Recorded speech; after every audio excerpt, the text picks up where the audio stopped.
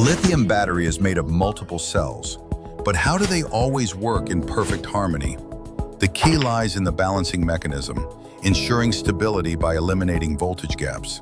There are two types: passive balancing and active balancing. Passive balancing achieves equilibrium through discharging. High voltage cells discharge until they match the low voltage ones.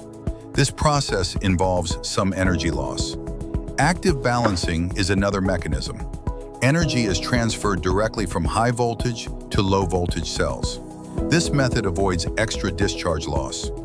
This active balancing mechanism can also be applied between battery packs. Connecting a battery balancer to a series battery system, the voltage balance between them can be maintained. If we could integrate this active balancing capability directly inside a single battery, the system would become more efficient and stable. And this is the future we are working to achieve. Thank you for watching. We will continue to be here to answer your questions.